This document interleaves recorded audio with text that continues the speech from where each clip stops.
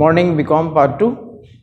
आज हम पहला चैप्टर स्टार्ट कर रहे हैं एडवांस अकाउंटिंग का, और वो चैप्टर है रेशियो एनालिसिस।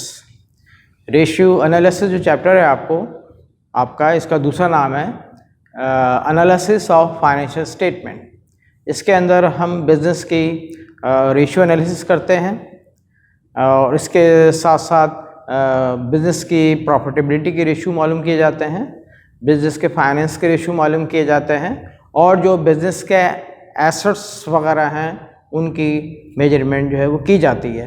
तो एनालिसिस, रेशियो एनालिसिस के अंदर या एनालिसिस ऑफ फाइनेंशियल स्टेटमेंट के अंदर हम चार तरह के रेशियो जो है वो मालूम करते हैं। Number 1 liquidity ratio, number 2 activity ratio, number 3 profitability ratio, और number 4 capital ratio.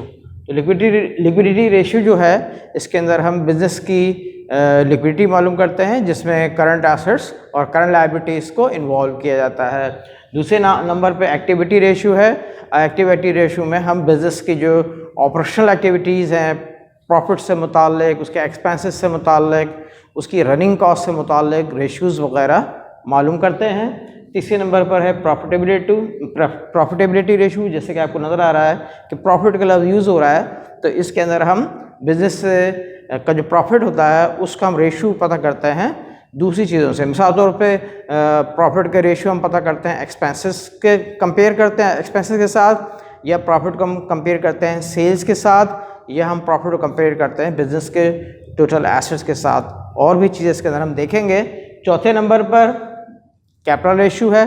Capital ratio में हम इसकी बिजनेस की फाइनेंशियल एनालिसिस पता करते हैं, कैपिटल के रेशियोज पता करते हैं डिफरेंट चीज़ों के साथ। जैसे कैपिटल का रेशियो जो है वो टोटल एसेट्स के साथ कितना है, या कैपिटल प्रॉफिट के रेशियो कैपिटल के साथ कितना है।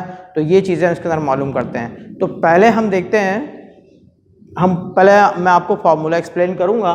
तो पहले हम देखते हैं कि लिक्विडिटी रेशियो जो है इसमें कौन कौन से फार्मूले जो है इस्तेमाल होते हैं।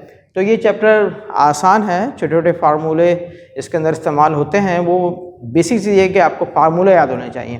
फार्मूले याद होने के साथ साथ आपको सिलेक्शन ऑफ डेटा पता होना चाहिए, आना चाहिए कि सब इन फार्मूले में कौन कौन सी चीज़ें हमने कलेक्ट करके यहाँ पर पुट करनी है। तो ये जो सिलेक्शन ऑफ डेटा या सिलेक्शन ऑफ आइटम जो है ये आपको प्रैक्टिस से आएगा। जितनी ज़्यादा इसकी प्रैक्टिस करेंगे तो आपको पहचान हो जाएगी चीज़ों की कि कौन से करंट एसेट्स हैं, कौन सी करंट लायबिलिटीज़ हैं, इन सारी चीज़ों की पहचान हो जाएगी। तो सबसे पहले हम देखते हैं नेट वर्किंग कैपिटल। तो नेट वर्किंग कैपिटल का जो फार्मूला है वो है net current assets minus current liabilities.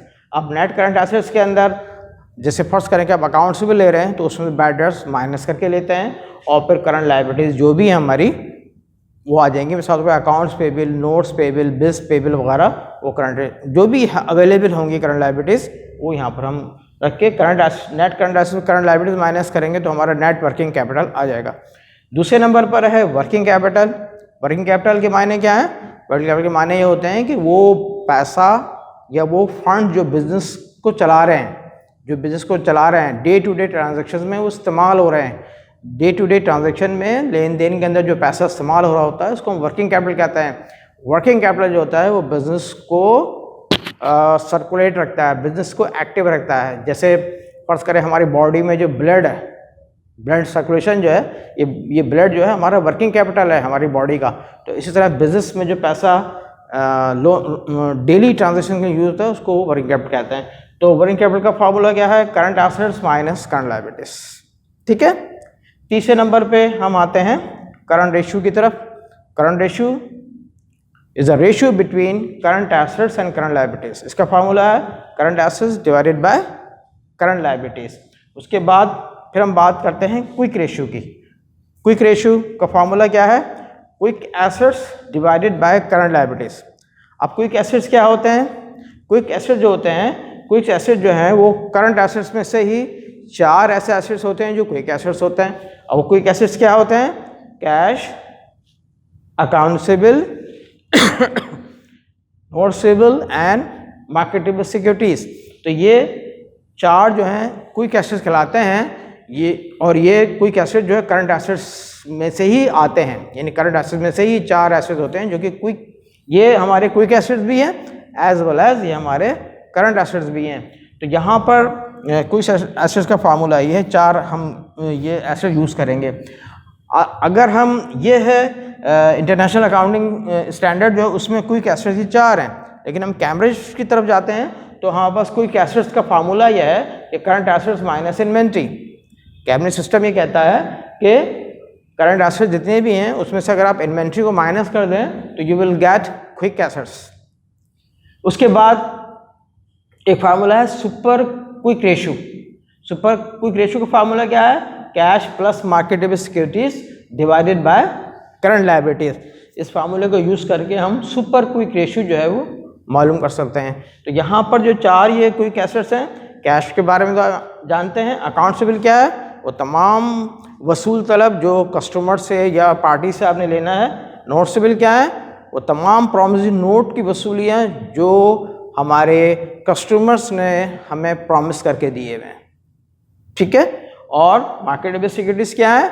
वो तमाम सिक्योरिटीज़, वो तमाम ट्रेजरी बिल्स जिनकी मार्केट में वैल्यू हो। फॉर एग्जांपल प्राइस बॉन्ड्स, इसकी मार्केट में वैल्यू है।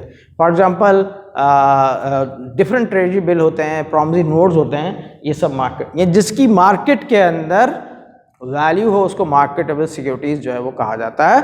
और ये मार्केटेबल सिक्योरिटीज़ जो हैं वो करंट होनी चाहिए, लॉन्ग टर्म नहीं, ठीक है। तो ये हमारे लिक्विडिटी रेशियो के फार्मूले हैं। इंशाल्लाह नेक्स्ट क्लास के अंदर हम एक्टिविटी रेशियो के फार्मूले जो है उनको हम देखेंगे। Thank you.